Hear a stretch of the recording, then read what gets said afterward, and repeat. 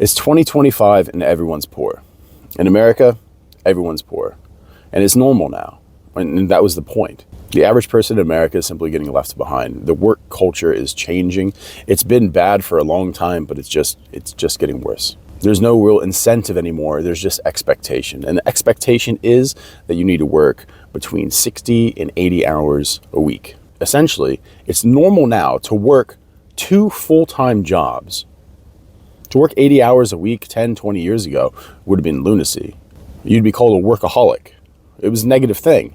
Now it's normal, it's expected. In fact, if you work less than 80 hours a week, there's probably something wrong with you. You're just not being productive. At what point in the work culture has this become normal?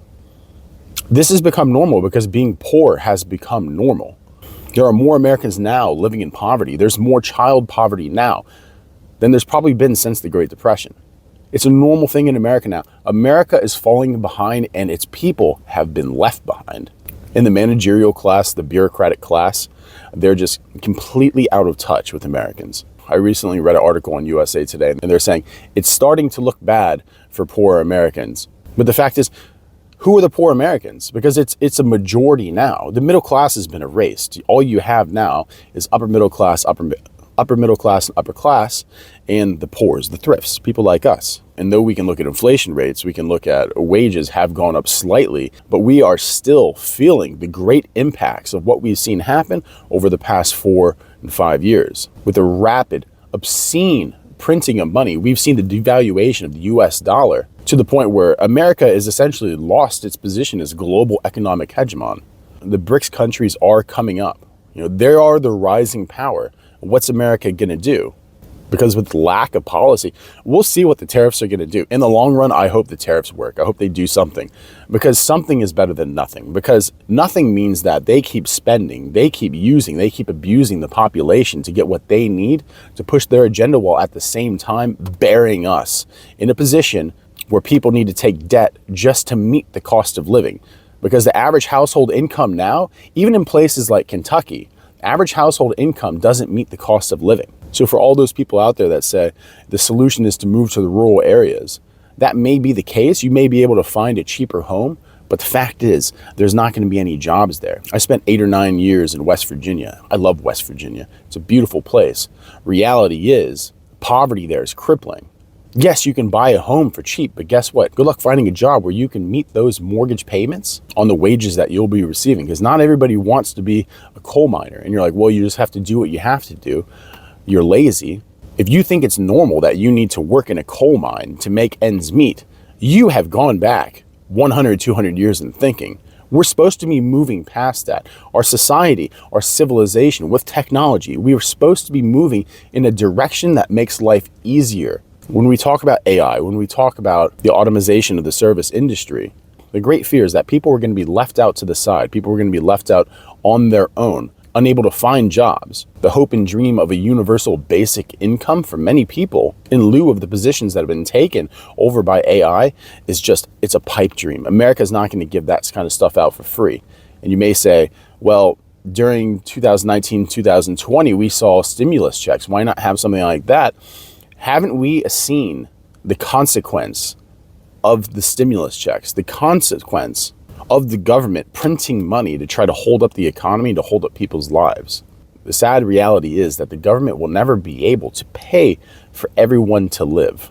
And there doesn't seem to be a way out for most people now. Someone in the comments said that America is the best place to go and make money, but it's the worst place to be left behind. And I can see that. And while you may say, oh, you're poor in a golden cage, the golden cage isn't what you think it is. America has become a serfdom. If you don't pay your bills, if you don't pay your mortgage, if you don't pay your taxes, you're going to go to prison or you're going to be homeless. That's the way that it is. And the fact is, the cost of living has gone up to the point where people aren't being able to make that ends meet without 60 or 80 hours being worked a week. You can say, well, unemployment's the lowest it's ever been. Yes, because that's because everyone's being pressed. That's because the labor market is being squeezed for everything that it's worth. People can't work more than 60, 80 hours a week. And what happens when cost of living goes up so much that 60 to 80 hours a week won't cut it? What are people going to do then? If you think that America is an unsafe place now, I fear for what it becomes when the cost of living passes the threshold of individual ability to earn income. because we're almost there. And I feel like this isn't a fear-mongering thing. This isn't doom posting. This is just reality. And we need to understand that. The normalization of poverty, the normalization of being poor, the normalization of working 60 to 80 hours a week should be a massive red flag. And the attention to that red flag shouldn't only be paid by those who are being affected by it, because soon we all will.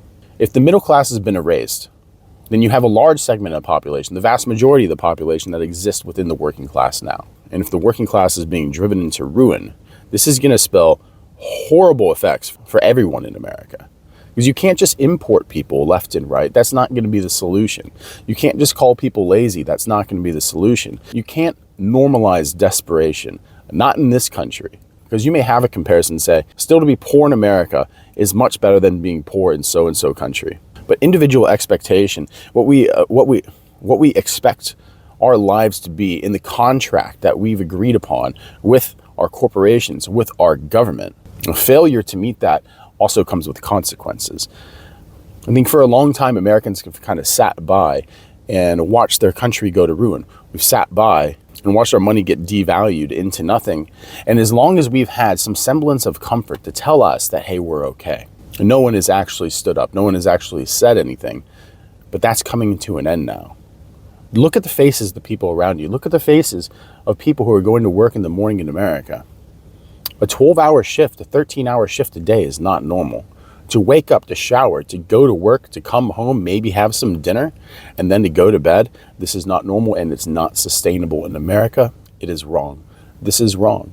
That's not what this country is meant to be. It's not what this country is supposed to be. That is not what millions, is not what hundreds of millions, billions of people over the generations have sacrificed for us to become. Because the reality of this moment now, America has become nothing more than a farm for the wealthiest people, the managerial class, and corporations to abuse and squeeze the wealth from. Because it's not coming back to America. There's no inheritance now. Our children, if we have children, what do they get? The future of America is bleak. Ask anyone. There's no one here that says the next 10, the next 20 years, America is going to be in a better place. Because we've not seen any change that would say that. There is something dark on the horizon in America that I think everyone kind of senses, but we don't know what it is. Some people think that's going to be World War III. Some people think it's going to be economic crash. Some people say it's going to be an internal war. And honestly, I can't say. I lean more in the direction, because all three are completely plausible at this point. But what I can say that America will probably do what it does best. When it looks like the economy is going bad, we start a conflict with someone else. I mean, that's how we drive our economy now. Military-industrial complex goes into work. Sentiments of patriotism start flying around. People start joining the military to fight for a cause that is obviously going to be a lie. There's no great evil for America to fight right now. There's no 1930s Germany for America to fight right now.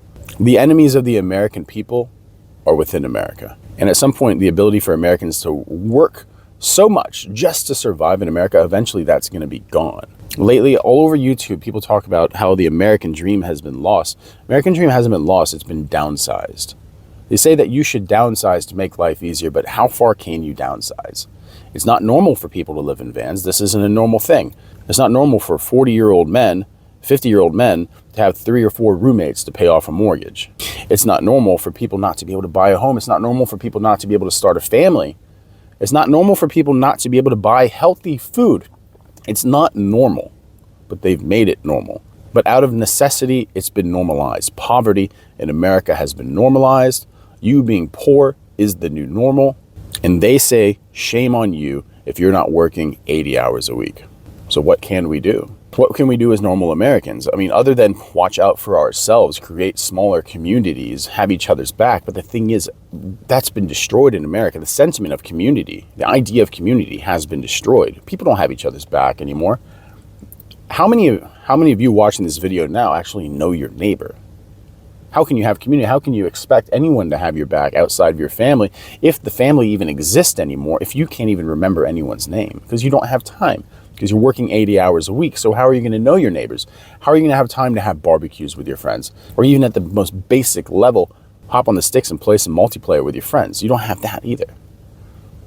You don't have anything, and they told us this is what it was going to be. You will have nothing, and you will be happy. And that's the reality that we're in now.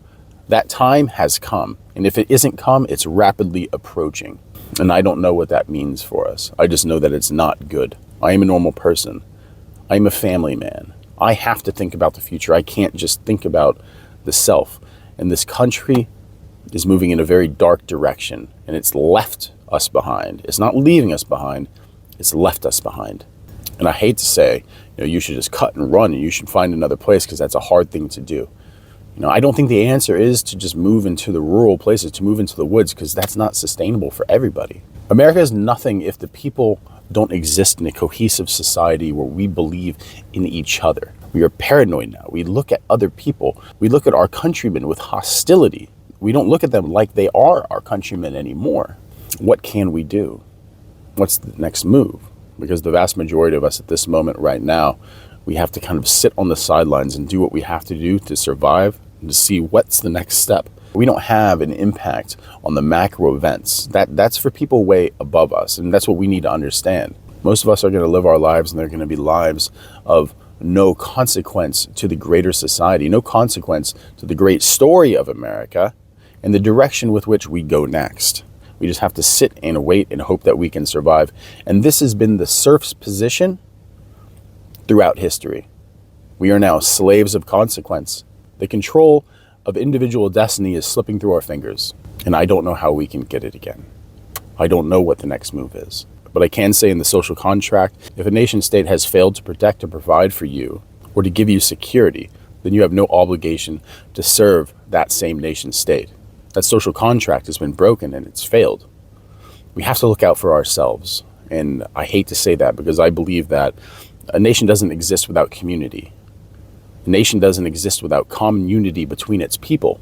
But for what's coming next, I think that there's no other way. So I guess that's it. I guess we all just have to make a plan and hope that it goes well, because that's the position that we're in now. So make your plans, and if you can, watch out for each other, because this isn't normal. The state that we're in now isn't normal. And we should still hope for change, even if that change seems unlikely to come. But don't mean to be dark today. It's just kind of how I woke up feeling. But thanks for stopping by, and I hope you all have a good one.